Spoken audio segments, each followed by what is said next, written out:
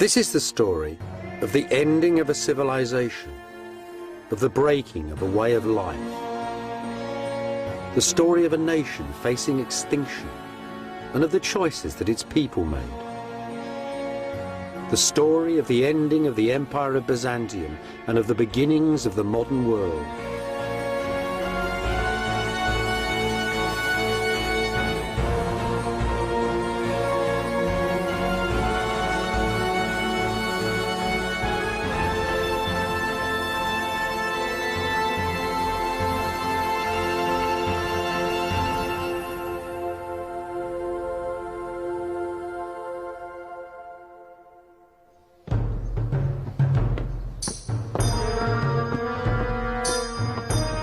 The last years of the Empire of Byzantium were filled with stress and beauty. Faced with enemies, looking for friends, and always waiting for the ending. As it fell, Byzantium's ornaments, its arts and peoples settled on the West like sparks from a burning forest. Sparks that lit the Western world.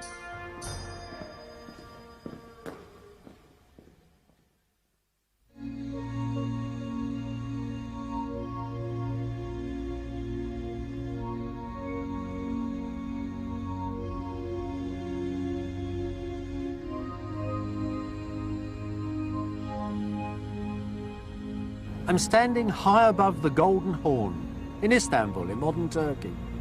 I'm standing right on the edge of Europe too. That's Asia over there. Now 800 years ago, from here to the Great Blue Sea was the most famous palace in the world. Its wealth, its beauty, its sacredness was the envy of people from Iceland to China.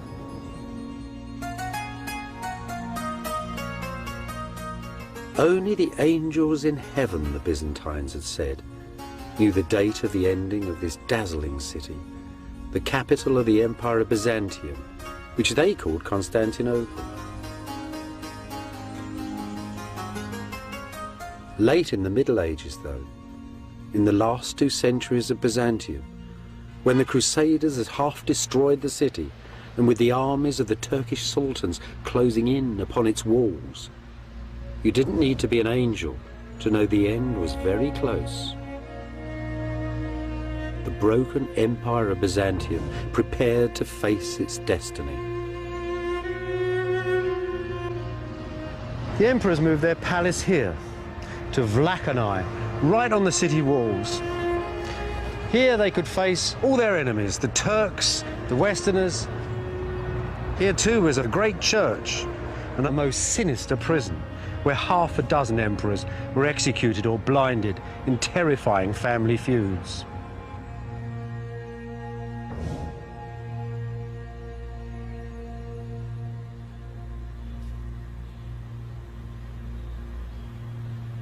Just like the emperors, Jesus, Mary and all the saints had also moved out onto the city walls. This is the great monastery church of St. Saviour in Chora, St. Saviour in the fields. In the last centuries of Byzantium, the city's greatest icons were in this church, waiting to be paraded round the walls in times of siege.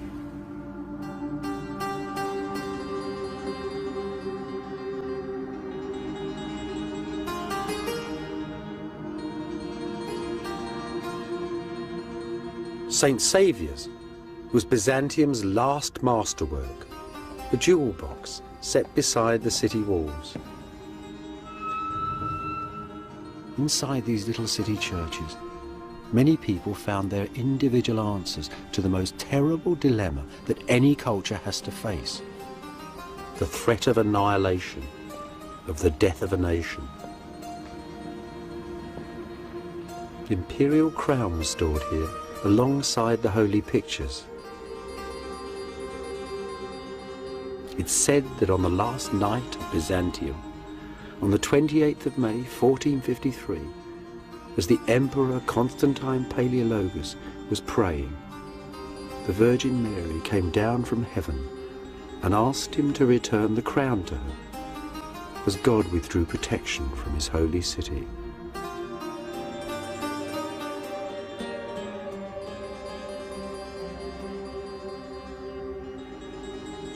Above the door in shining gold, an image of the church's greatest benefactor, Theodore Metochites, Prime Minister and High Chancellor of Byzantium. Look at him with his turban and his caftan. The very model of an Eastern gentleman. Yet Theodore and the Byzantines were a very ancient people, the living remnants of the world of Greece and Rome.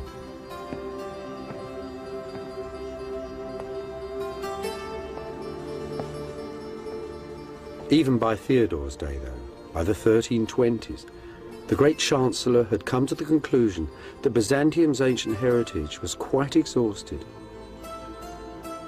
that all one really had to do was to wait and pray and silently endure. His church is a meditation on eternity.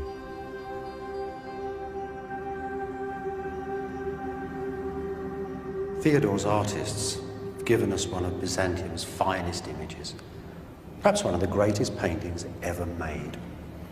I say that because it's a painting about humanity, about the value of humankind. What's going on? That's Christ in the middle, resplendent white. He's burst through the gates of hell. He's got the hands of Adam and Eve, that's all of us, and he's pulling them from the grave. It's the hands. Look at the hands. It's the hands that's got the urgency in them. The hands that are insisting upon this resurrection, not from earthly empires, but from the value of humankind itself. It was those ideals that drove Byzantium in its final years. The idea that, like the kingdom of heaven, Byzantium was not a kingdom of this world. It was a belief in the inevitability that the world had a beginning and would come to an end. So when the emperor went onto the walls and took with him the most ancient icons of his faith and knew that he would die, he also knew that he was right.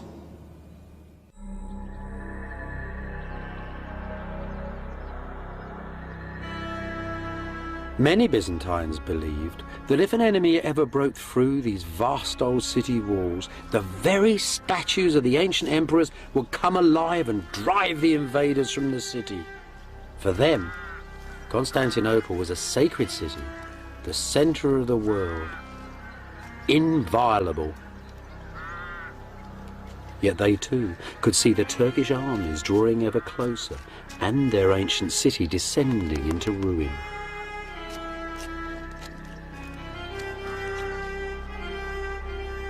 By the 1400s, many of Byzantium's brightest minds had left the gathering gloom and darkness of the crumbling city and settled in a fresh new town beneath the mountain tops of southern Greece.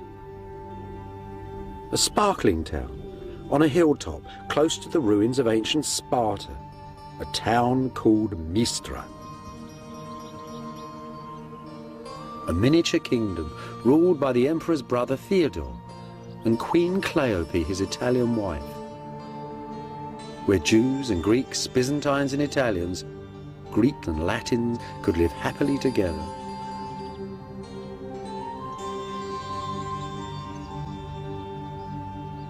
One of the lovely things about Mistra is how small it is, how tiny, how human.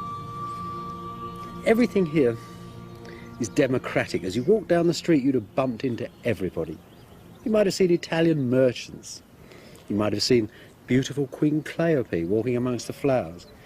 And you might have seen the retired Emperor John, here to visit his family, now a monk buzzing busily from church to church. At the hub of Mistra's life was a charismatic teacher from Constantinople, a follower of Plato, the ancient Greek philosopher, a man called Plethon.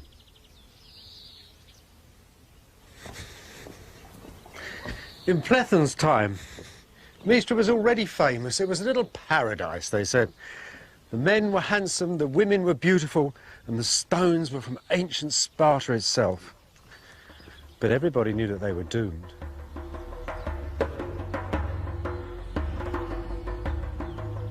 Here, Platon founded the last academy of Greek philosophy. Here, he taught future patriarchs of Constantinople and future cardinals of the Church of Rome as well. As they mingled with the philosophers of late Byzantium, for a brief while, Western visitors to Mistra witnessed the last flowering of the living world of ancient Greece. This is the estate of a grand Byzantine nobleman. Not much left of the garden, just a few wild herbs and a little spinach. But you know, Platon must have lived in a house like this. It really corresponds to the old philosopher's way of thinking about things. Upstairs, the noble family. Downstairs, the servants and the animals. The third class would have been the merchant classes. Lived in a bit of a smaller house. But this is grand. Look at the fireplace. Great big flue going up through the wood ceiling and the tiles to the outside. Just like a modern fireplace with a big canopy going down the front. Those two holes there supporting the wood that held the cooking chain would have hung right down there with a big pot on it with two great stones underneath. Everything was cooked there.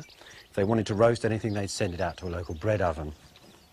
Now, all the rest of the activity of this house went on in one big room.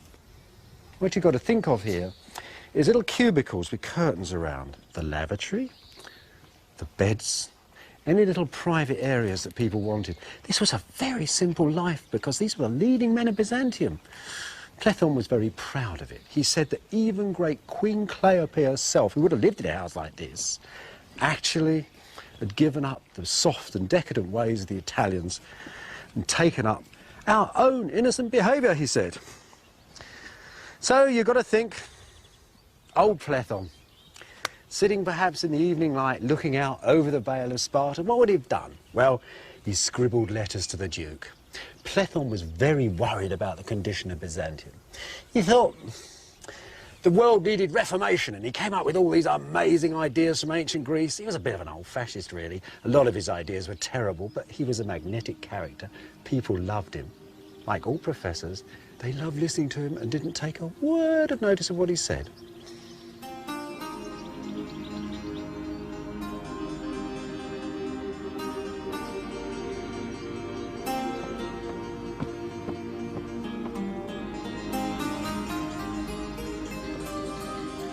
At the heart of Mistra was the court.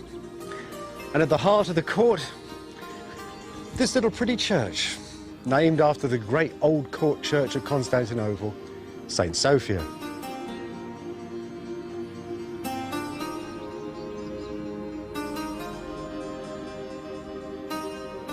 There's not much left here now. Just Christ up there on the wall. And a few beautiful fragments of marble. Most of the church has been stripped out completely. There's even a little double-headed eagle still up there, the double-headed eagle of the last emperors of Byzantium. But the real treasure is here on the floor. Look at this. See that? That stone there, that purple stone, that's imperial porphyry. That's a stone, well, it's the half-magical stone of Byzantium. When this church was built, it hadn't even been mined for 1,000 years. Yet little chippings of it were taken around the world and set in floors like this. It was the stone in which Roman emperors had been born in rooms that were covered in it. This, though, was probably the very stone where the last emperor of Byzantium was crowned. Constantine Palaeologus, the last ruler of Mistra, was crowned here on the 6th of January, 1449. 3 years later, he died fighting on the walls of Constantinople as the Turks took the city.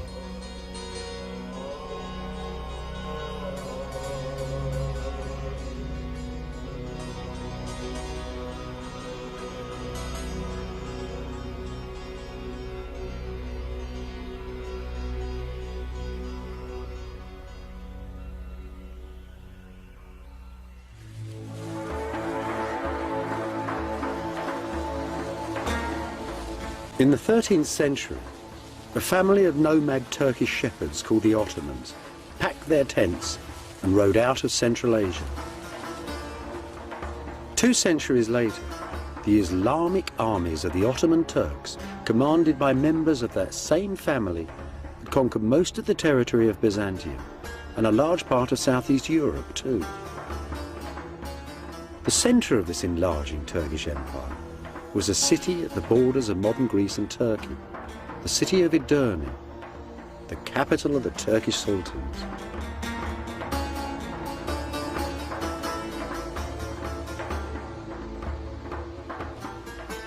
In those days, Edirne was a hectic international city, the city of great mosques, hospitals, concert halls, munitions works, and grand bazaars.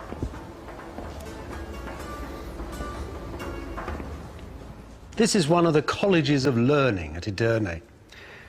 In Sultan Mehmet's time, there were many of them here, and they formed a circle like a university around the court. It was an international university.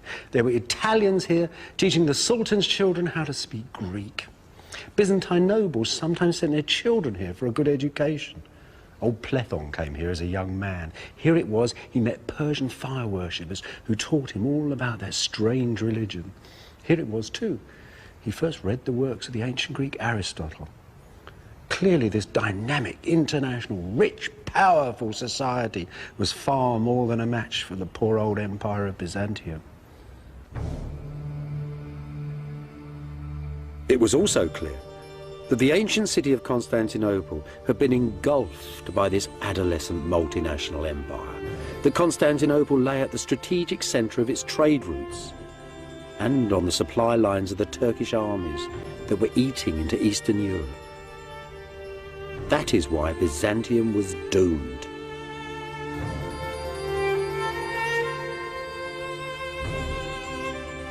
In 1438, the Emperor John VIII sailed out of Constantinople in a last attempt to beg aid from the reluctant West in his struggle with the Turks.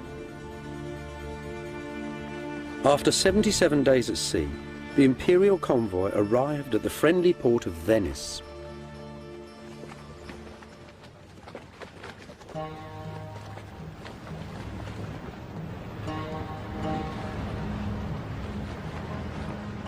The West had always said that military aid for Constantinople was dependent upon Byzantium's reunion with the Church of Rome. The churches of the East and West, Greek and Latin, had split apart 6 centuries before. So the Emperor John had sailed with his theologians and his bishops, not his generals or his admirals. In all, some 700 people on the sea, the scholars of Byzantium. Plethon, too, had come especially from Mystra in Greece, as had many of his pupils.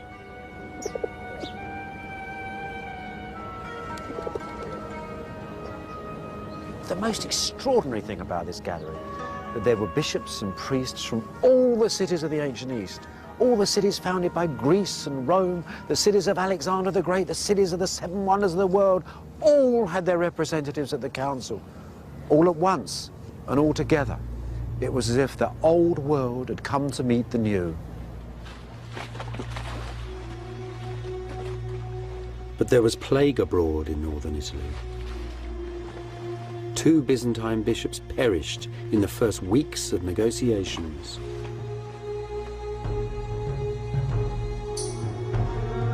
The emperor and his retinue rode away from danger, over the mountains and down to the central plain of Italy. Here, perhaps, at Florence, they might forge that union with the West that Byzantium so desperately needed.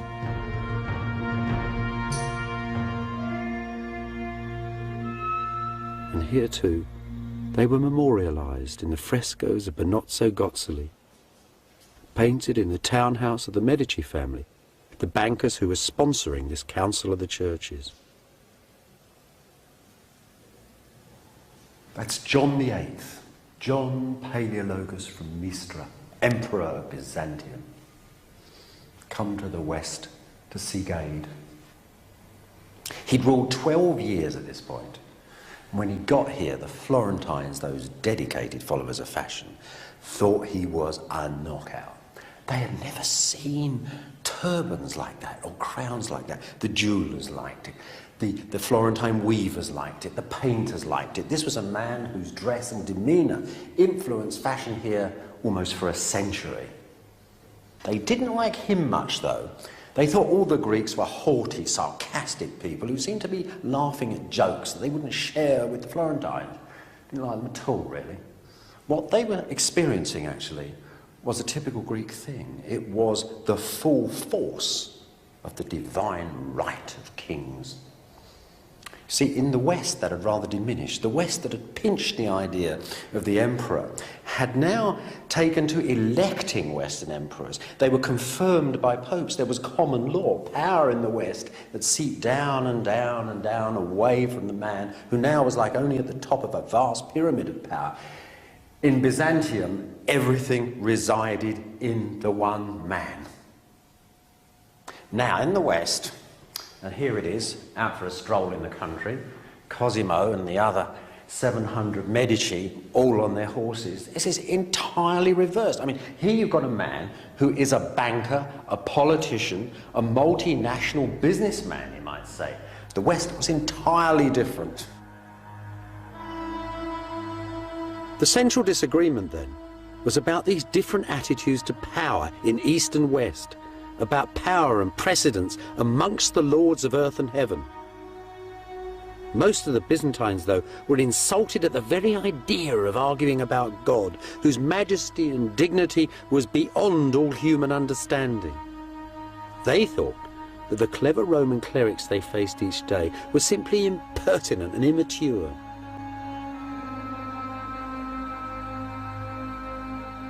After a year of recrimination and debate, the Emperor John, still desperate for military aid, simply ordered his delegation to agree to most of the West's arguments.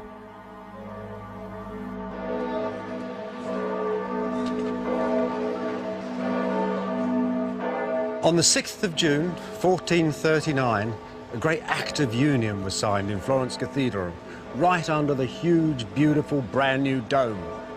An act of union between two churches, between the Pope of Rome and his assembled clergy, the Emperor of Byzantium, and whichever of his Greeks decided to turn up that day.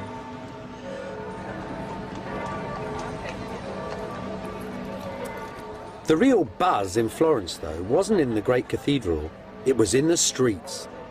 The Byzantines were here. These weren't the old school teachers that rich Florentines paid to teach their kids. These were the geniuses, the brightest minds of Byzantium. And here they were, carrying all the wisdom of the ancient world, it seemed. Now, the brightest of all these Greeks was Platon. He taught practically all the people in the Greek delegation. He came straight from Mistra. He was very old, he was 80, and he was as charismatic as ever. He gave lectures here, and the effect was amazing.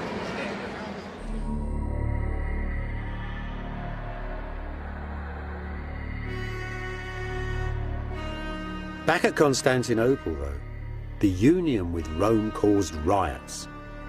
Italian priests were insulted in the city's churches, and Western Europe sent no aid.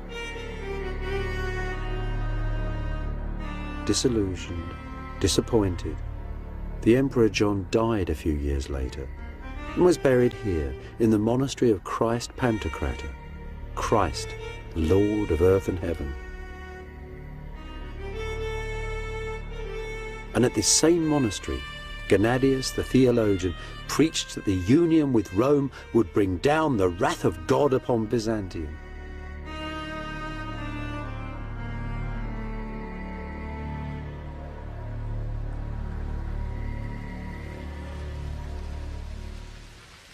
Meanwhile, at Edirne, a new young Turkish sultan, Mehmet, had taken up the Ottoman throne. At Constantinople, the new emperor, John's brother, Constantine, soon discovered that he now had a dangerous and most impatient neighbour.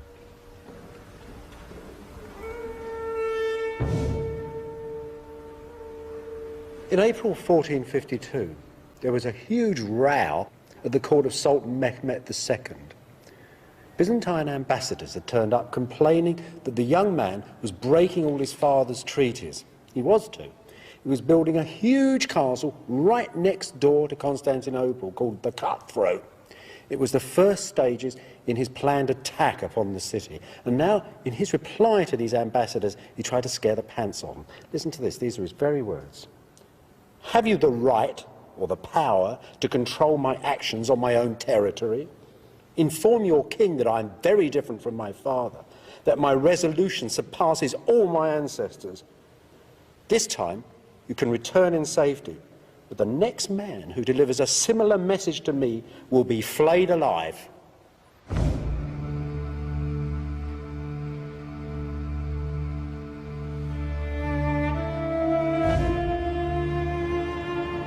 Back in Constantinople, the new emperor, Constantine XI, reluctantly composed his reply. It is clear, he said to the Sultan, that you desire war more than peace, so let that be your desire. I release you from all your oaths and treaties with me, and in closing the gates of my city, I tell you I will defend my people to the last drop of blood. The Turkish mosques in Byzantium were shut. The Turkish troops who were sightseeing in the city were thrown out the gates. Byzantium was at war.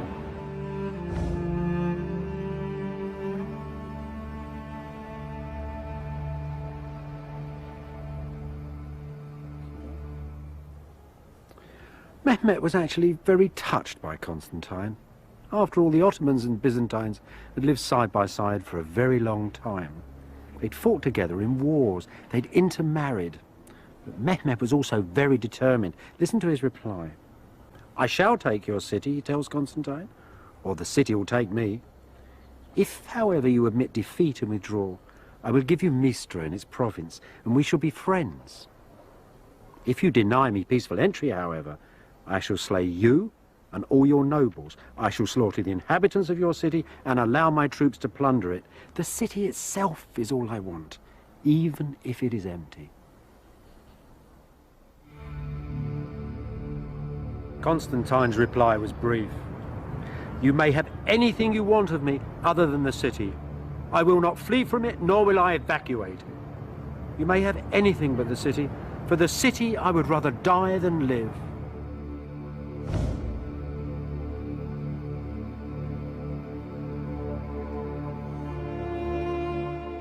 On the evening of the 28th, the Sultan Mehmet addressed his armies standing assembled outside the city walls. I give you, he said, the capital of the ancient Romans, the summit of power and glory, the center of the world. I give over to you the men, women, and children of this city, its gold and silver, its silks and furs. All I want are the buildings and the walls. It really was the standard offer of a medieval commander to his troops before the final assault. And they roared in agreement. There is but one God, they said, and Muhammad is his prophet.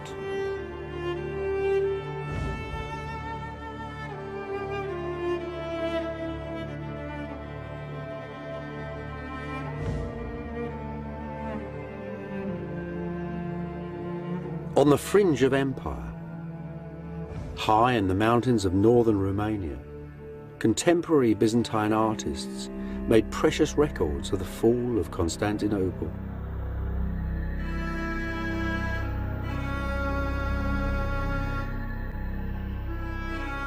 Here's the Turkish armies, waiting for Mehmet to order the final assault upon the city. The cannons, large as dragons it was said, brought down from Edirne to pulverize the city's vast old walls. The Turkish navy, fighting all along the Golden Horn, forcing the tiny armies of the Byzantines to fight on two fronts at once. On the city walls, the Byzantines parade the holy icon of the Virgin, the city's sacred shield, just as they had done for 1,000 years and more. Every hole, each crack and weakness in the ancient walls is strengthened by the prayers of priests, the women and the children. There's the emperor, ordering the walls repair with rocks and stones, and the empress too with her ladies. Here, though, the artist is in error. There was no queen. Constantine XI, Constantine of Mistra, was childless and a widower. The last emperor would leave no heir.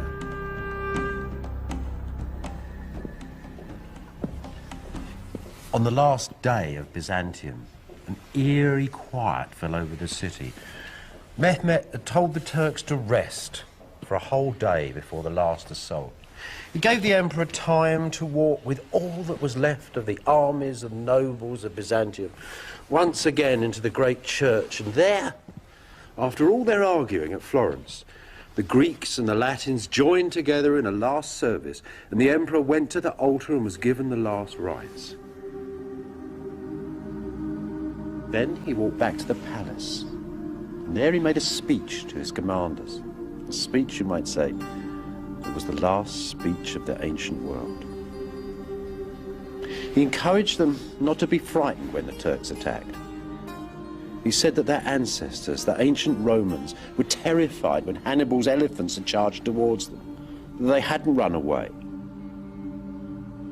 because they were human beings, people with will and mind, and not given to animal desires, and that he and his commanders had mind and will and God and belief upon their side. It was those beliefs of mind that stem back to Greece and Rome and fuel the modern world. And then Constantine, the 11th of that name, went with his men back to the outskirts of his empire, to the walls now of his city. And there he died, the ruler of Rome, the king of Christendom, and the emperor of Byzantium. What actually happened to him is a mystery. Turkish historians tell us only that the emperor was very brave. That Constantine died fighting by the city gates. "The city is taken," he's supposed to have cried, "and I'm still alive." And he ran off towards the battle and into the flash of legend. The man then killed 10 pashas and 60 soldiers with his lance, and at the end poor Constantine was toppled from his horse and cried to God Almighty, the creator of the universe. And the Turks cut off his head and stuck it on a pole.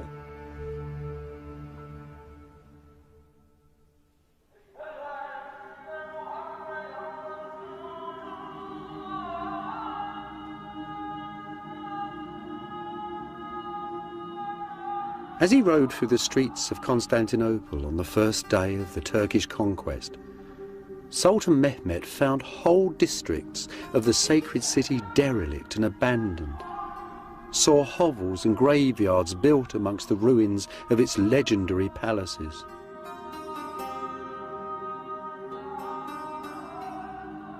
He was awed, though, by the imperial church of St. Sophia, and declared its venerable shell to be a building made for God.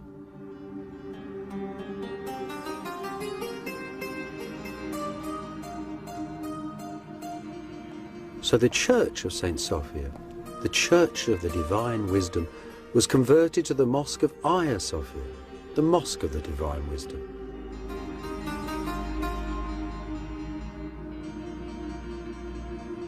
Images of old Byzantium had glimmered at the edge of Asia for 1,000 years. Now new ghosts, new legends and new peoples came to haunt its fabled stones. Legend tells that Mehmet rode into St. Sophia on his war horse and placed his finger in this magic column and spun the church around to face Mecca for the call to prayer.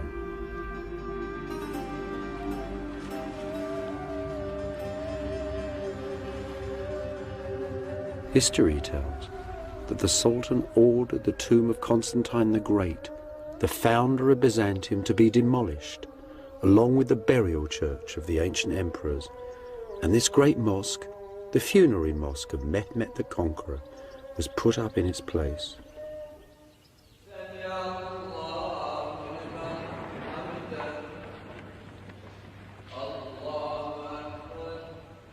Yet Mehmet, a humane and sympathetic man, still wondered at this ancient ruined city and its unyielding inhabitants.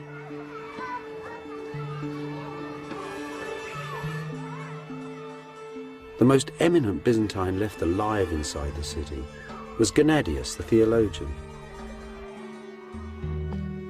Mehmet visited him here, in the monastery of Christ Pantocrator. Who were the people of this crumbling ancient city, the Sultan asked him, and what exactly was their faith? Like most of the inhabitants of this most stubborn city, Gennadius would only answer for himself. You may not call me a Greek, he said, because I do not believe as those ancient pagan people once believed. You might call me a Byzantine, because I was born in this city. But I prefer simply to call myself a Christian. He might also have added that he considered himself to be an exclusive member, a leading light of the society that was God's kingdom on this earth.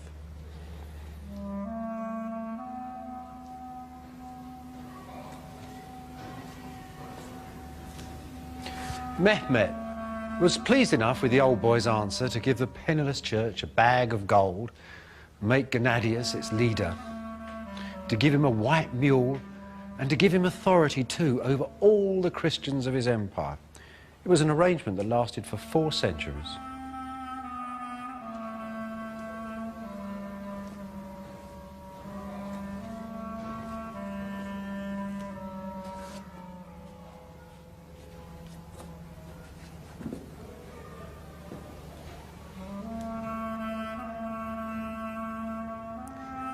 As for Gennadius's beloved monastery, well, its church became a madrasa, an Islamic public school, and one Zayrik became a very famous preacher in this city. Now, when Mehmet first came to the church, his quick eye had noticed a great line of stone sarcophagi along the aisle there. In fact, they were the tombs, the sarcophagi, of the last kings of Byzantium. John of Florence was buried here, his brother, their queens. These he took for his new palace in the city. He also took a slab of stone laid in that trench over there. For centuries, pilgrims had believed that that had been the very slab of stone on which the body of the Lord Jesus Christ had laid after the crucifixion. They said you could still see Mary's tears upon it, glistening like pearls. Over the centuries, Zayrik's school became a mosque. The district became quite poor. The mosque sold off its great white shining marble pillars and put in these baulks of stone instead. And the great screen, the altar screen from the church, whose golden panels now stand on the high altar of St. Mark's in Venice, were turned into that, a minbar, a pulpit for reading the Quran. So it all seems to have gone, doesn't it? But there's still something here. If you lift the carpets of the mosque and go through to the ancient floor underneath, then you'll see a memory of Imperial Byzantium.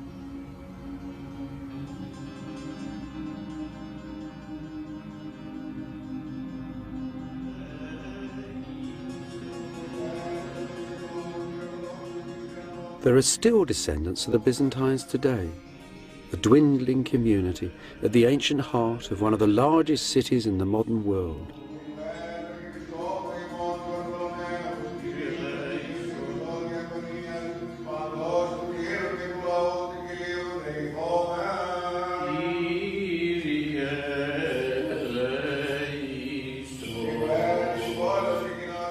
Their worship in this sole surviving ancient church is guaranteed by the proclamations of ancient sultans hanging on its walls.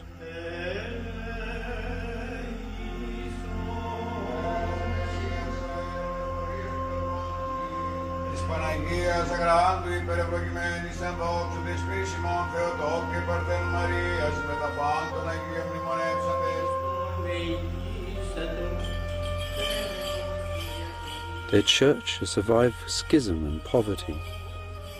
For a while, the deep distrust of Rome led them towards Calvinism. But here they are still, in their holy city, with their own faith.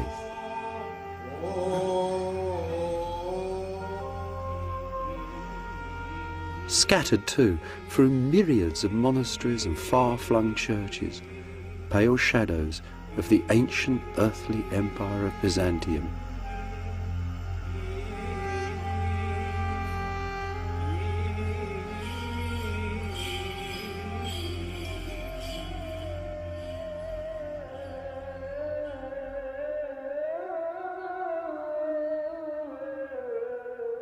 Most of Constantinople's ancient churches, though, were soon converted into mosques. This little mosque was once a chapel in the ancient palace of Byzantium. Endowed with lands and properties, these converted churches were transformed into self-financing charitable trusts, the religious and financial centres of the city's neighbourhoods, and the means by which Constantinople was converted to Islam and revived.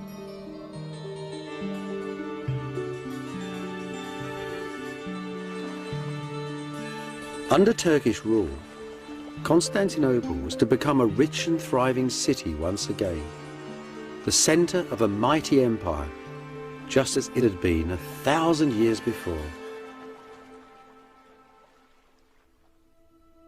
Just before the conquest of Constantinople, a radical young bishop called Bessarion, Plethon's most brilliant pupil, had returned to Italy and had been made a cardinal of Rome.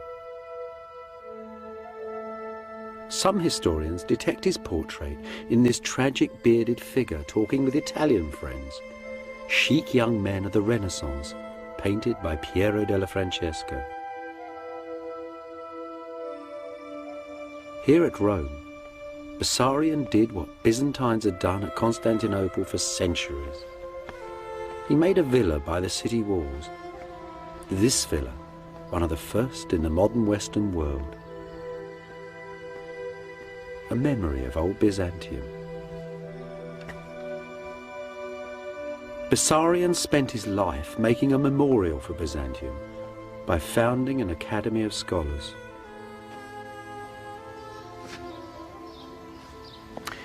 You know, I suppose Bessarion bought his academy here when it got very hot in the summer months. This academy was a group of people who he'd gathered around him. Some were exiled Byzantines, many of them were Europeans, but everybody who could help him hold the identity of Byzantium together for as long as possible. Poets, artists, writers, translators, all sorts of people.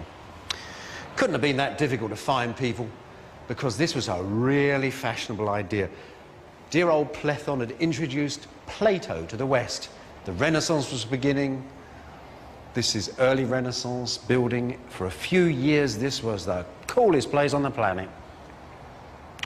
So you've got to think, perhaps, that this was the place too, where one day in the summer, 1452, Bessarion sat down to write to Mistra. He was writing a letter of condolence to Plethon's sons. The old man had died with the spring flowers in June of that year.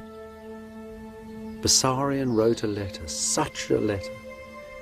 He said that Plethon had been his teacher, his father and his friend. It was one of the last authentic letters of the ancient world. After that, Byzantium became something to be seen in libraries and museums. Above all, Bessarion preserved the dream. He gathered the pure air of Mistra, the ideals of Constantinople, the energy of ancient wisdom, and made a single beauteous image of that most complicated empire.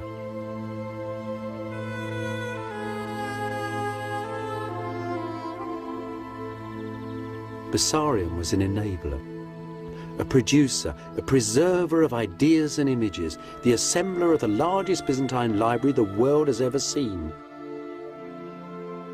A collection whose fragments are still stored in the great libraries of the West.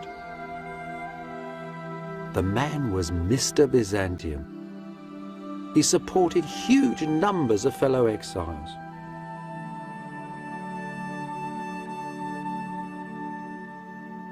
He also used to place refugees all over Europe in jobs. This is a handmade Greek text of Homer's Iliad, made by a refugee from Mistra. And in the front of this beautiful volume is a picture of Homer wearing a Byzantine hat.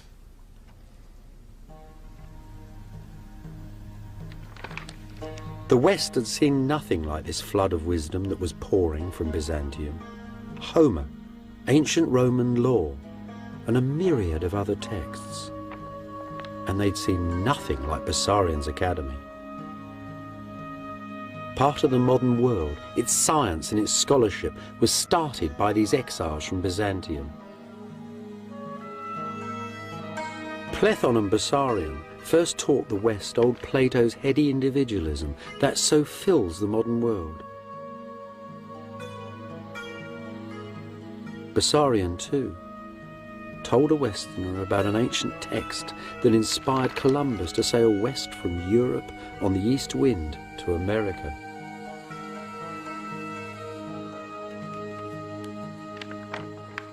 There is, though, a deeper and yet more fundamental legacy. A vision of a universal order that stretches back through Byzantium, through Roman Greece to the Bible and the most ancient East. A vision that still fills the world today. A vision that exiled Byzantine artists drew out for us in dazzling detail at Voronezh, the most beautiful of Romania's lonely monasteries. See that cross there in the middle? That's the cross of our Lord standing on the holy throne of Byzantium, the center of the world. To the left is good, paradise. There's all the lords and ladies of Byzantium pressing through the pearly gates. On the right, hell, the Turks and everybody else, all the bad people struggling to get out. Good and bad, plus and minus, past and future, with heaven above and hell below, and pure energy at the center. A structured universal order that the modern world still understands and uses every day. And if there's nothing there that you can see from the modern world, just look at those demons, as black as SS officers, prodding their victims towards the ovens. That's a hell we'd made reality. And look at that over there, in paradise, the tree of life, the center of man's wisdom, the very plant that the god Gilgamesh 6,000 years ago in ancient Ur in Mesopotamia searched for. To him, the elixir of life was understanding. For us, perhaps, it's penicillin. Then again, there's something here that's unique. Above all the bustle of the world, the lords and ladies, the gods and demons, coming through and behind the very scroll of time itself, the Lord of the universe. The heart of the atom, heaven's order in a grain of sand. Byzantium's fundamental legacy, this image of a universal structure. The universal order is as basic to the order of the modern world as is DNA to every individual in it.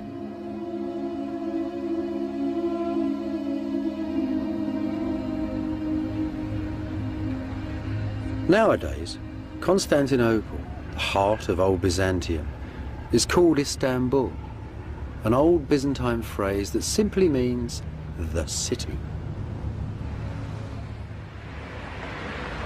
Inside the modern city, though, the past is disappearing.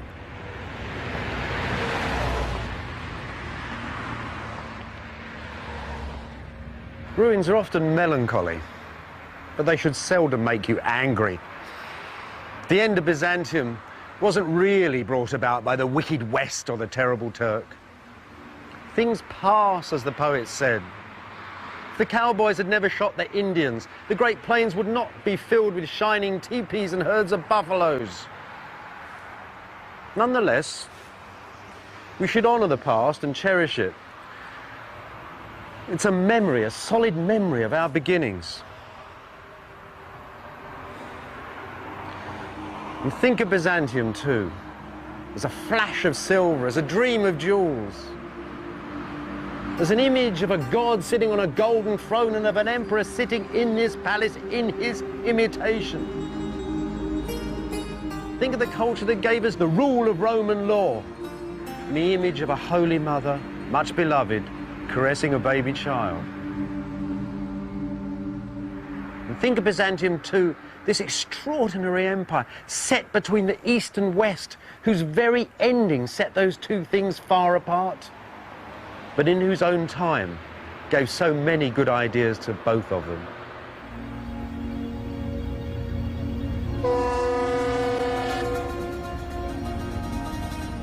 When sailing from Byzantium, listen to the city's fading sounds. Visit in your mind its golden images and all the shadows of its history. And as you wave goodbye, you'll discover that you can never really leave the past behind.